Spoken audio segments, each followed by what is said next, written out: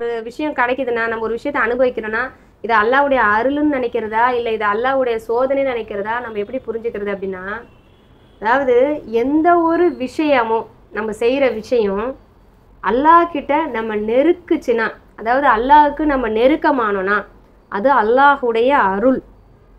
அது நமக்கு கிடைக்கக்கூடிய கஷ்டங்களாக இருந்தாலும் சரி, வறுமையாக இருந்தாலும் சரி, நமக்கு வந்த நோயாக இருந்தாலும் சரி, நமக்கு வந்த துன்பங்களாக இருந்தாலும் சரி, அந்த விஷயங்கள் நம்மளை அல்லாஹ் கிட்ட நெருக்கமாக்குச்சுன்னா அது அல்லாஹ் நமக்கு கொடுத்த அருள்.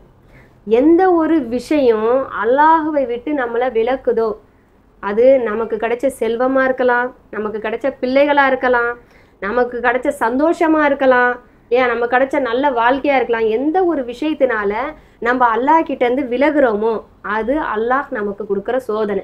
இவ்வளோதான் நம்ம புரிஞ்சிக்க வேண்டியது. இப்போ ஒரு எடுத்துக்காட்டுக்கு சொல்கிறதா இருந்தால், ஒரு குழந்தைக்கு உடம்பு சரியில்லை, சரிங்களா? அந்த பிள்ளைக்கு உடம்பு சரியில்லாமல் இருக்கும்போது அந்த தாய் தகப்பன் என்ன பண்ணுறாங்க, 5 வேளை தொழுது கிடையாது, எந்த ஒரு இபாதத்தும் செஞ்சது கிடையாது. ஆனால் அந்த பிள்ளைக்கு உடம்பு சரியில்லை அப்படின்னோடனே, ஐயோ நம்ம இவ்வளோ நாள் அல்லாஹ்வை நினைக்காமல் இருந்துட்டோம், இனிமேல் அல்லாஹ் வந்து நம்ம கரெக்டாக நினச்சி நம்ம அல்லாஹ்க்கு நன்றி செலுத்தணும், அல்லாஹ்கிட்ட வந்து நம்ம கையேந்தணும் அப்படின்னு நினச்சி அல்லாஹ்கிட்ட அதிகமாக துவா செஞ்சு 5 வேளையும் தொழுது, தஹஜ்ஜத்தும் தொழுது, நிறைய நோன்புகள் வச்சு, நிறைய தான தர்மம் செஞ்சு, அல்லாஹ் என் பிள்ளை எப்படியாவது இந்த நோய் நொடியிலேருந்து வெளியே கொண்டு வந்துடலாம் அப்படின்னு சொல்லி அல்லாஹ்கிட்ட அதிகமாக துவா செஞ்சுக்கிட்டு இருந்தானா, அல்லாஹ் நம்ம குடும்பத்துக்கு கொடுத்த அந்த கஷ்டம், அந்த குழந்தைக்கு கொடுத்த அந்த நோய் வந்து நமக்கு கொடுத்த ஒரு அருள், சரிங்களா? ஏன்னா நம்ம அல்லாஹ் கிட்ட நெருங்குறோம். இதே நேரத்தில் இன்னொரு இடத்துல அல்லாஹ் தஆலா ஒரு பிள்ளைக்கு ரொம்ப அழகாக கொடுக்குறான், ரொம்ப திறமையை கொடுக்குறான். அந்த பிள்ளை நல்லா டான்ஸ் ஆடுது, நல்லா பாட்டு பாடுது. அப்போ அந்த தாய் தகப்பன் என்ன பண்ணுறாங்கன்னா, அதாவது என் பிள்ளை ரொம்ப அழகாக இருக்குது, ரொம்ப அழகாக டான்ஸ் ஆடுது, இதில் வந்து திறமையை நம்ம அதிகமாக்கணும். அப்போ வந்து மார்க்கத்தில் இல்லாத விஷயங்களில் போய் அந்த பிள்ளையை நுழைக்கிறது, சரிங்களா? அந்த புள்ள போகும் மார்க்கத்தில் இல்லாத விஷயத்துக்கு. இவங்க என்ன பண்ணுறது, ஃபுல் சப்போர்ட் பண்ணுறது.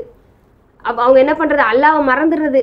ஏன்னா அதிகமாக பணம் சம்பாதிப்பாங்க. அப்போ அந்த பிள்ளைய வச்சு என்ன பண்ணுவாங்க, நாளடைவில் அதிகமாக அந்த பிள்ளைக்கு பணம் வரும்போது மார்க்கமே மறந்து போயிடும். அந்த சந்தோஷம் மட்டும்தான் அவங்களுக்கு நிலச்சிருக்கும், அந்த சந்தோஷம் மட்டும்தான் அவங்க மனசில் இருக்கும். அப்போ என்ன பண்ணுவாங்க, அல்லாவே முழுமையாக மறந்துடுவாங்க, மார்க்கத்தை மறந்துடுவாங்க. எப்படி வேணால் சம்பாதிக்கலாம், எப்படி வேணால் இருக்கலாம் அப்படிங்கிற மாதிரி அவங்களுடைய நிலைமை போயிடும். அப்போ அல்லாஹ் தஆலா அவங்களுக்கு கொடுத்த அந்த செல்வமாகட்டும், அந்த அழகாகட்டும், அந்த திறமையாகட்டும், அது அல்லாஹ் அவங்களுக்கு கொடுத்த ஒரு சோதனை, சரிங்களா? அதாவது அழகான முறையில் கொடுக்கறதுனால அது அல்லாஹ்வுடைய அருள்னோ, கஷ்டத்தை கொடுக்கறதுனால அது அல்லாஹ்வுடைய சோதனைனோ கிடையாது. நம்மளை அந்த கஷ்டமோ அந்த சந்தோஷமோ அல்லாஹ் கிட்ட நெருக்குதா, அல்லாஹ் விட்டு விலக்குதா அப்படிங்கிறதுல தான் அல்லாஹ்வுடைய அருளா சோதனையாங்கிறது இருக்கே தவிர, நம்ம வெளிப்படையாக பார்க்குற ஒரு கஷ்டமோ இல்லை சந்தோஷமோ நமக்கு வந்து அல்லாஹ்வுடைய அருள்னோ இல்லை அல்லாஹ்வுடைய சோதனைனோ சொல்ல முடியாது.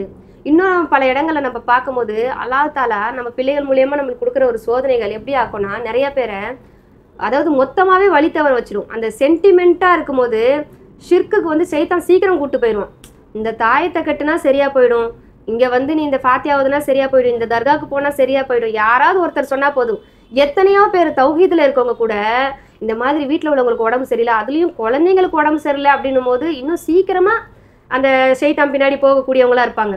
ஈஸியாக என்ன ஆகிடும், அந்த அப்படியே சுக்குநூறாக ஆகிடும். போய் என்ன பண்ணுவாங்க, தர்காவில் போய் உட்காந்துருவாங்க, அவங்களுடைய இபாதத்து ஈமான எல்லாத்தையும் அழிச்சுக்கிட்டவங்களா ஆகிடுவாங்க.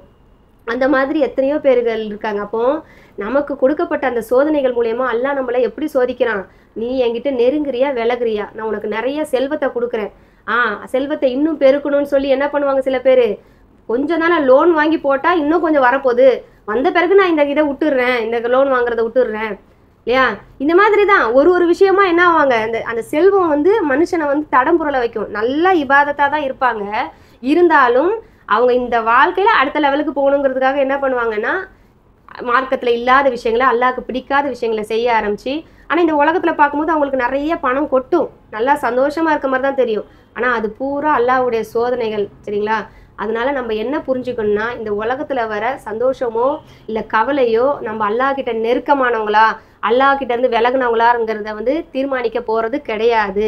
நம்ம ஈமான்தாரிகளா ஈமான் அற்றவங்களா அப்படிங்கிறத தீர்மானிக்க போகிறது கிடையாது. இந்த உலகத்துல நமக்கு கிடைக்கிற ஒரு சந்தோஷமா இருந்தாலும் கவலையா இருந்தாலும் அது எந்த அளவுக்கு அல்லாஹ் கிட்ட நம்மள நெருக்கமாக்குது, நம்ம எந்த அளவுக்கு அல்லாஹ் கிட்ட கையேந்துறோம், எந்த அளவுக்கு நம்ம மன்னிப்பு கேட்குறோம், எந்த அளவுக்கு கண்ணீர் விடுறோம், இதெல்லாம் பொறுத்து தான் நம்ம அல்லாஹ்வுக்கு நெருக்கமானவங்களா இல்ல விலகுனவங்களா அப்படிங்கிறத நம்மளே நம்ம புரிஞ்சுக்கலாம். ஆஹா, எனக்கு இப்படி ஒரு கஷ்டம் வந்துச்சு எங்க வீட்டுல, ஆனா இந்த கஷ்டம் வந்த பிறகு நான் ரொம்ப இபாதத் ஆயிட்டேன் அப்படின்னும் போது அல்ஹம்துலில்லாஹ் நம்ம மனசுலயே என்ன தோணும், சரி அல்லாஹ் இதை நம்மளுக்கு அருளாதான் கொடுத்துருக்கான் அப்படின்னு தோணி அல்லாஹ்க்கு நம்ம நன்றி சொல்லுவோம். அதே நேரத்துல இந்த ஒரு சந்தோஷம் வந்த பிறகு நம்ம 5 வேளை தொழுவுறத கூட விட்டுட்டோமே, இதுலயே இந்த பிசினஸ்லயே மூழ்கிட்டோமே, இந்த சந்தோஷத்துல இந்த பேச்சுலயே உட்கார்ந்துட்டோமே, வெளியே சுத்துறதுலயே இருந்துட்டோமே, அப்ப தொழுகை இது பண்ணலையே, அப்ப அல்லாஹ் விட்டு நம்ம விலகிட்டோமோ அப்படின்னு நம்மளே நம்மளை புரிஞ்சு நம்ம என்ன பண்ணணும், நம்மளை சீர்திருத்திக்கணும் இன்ஷா அல்லாஹ்.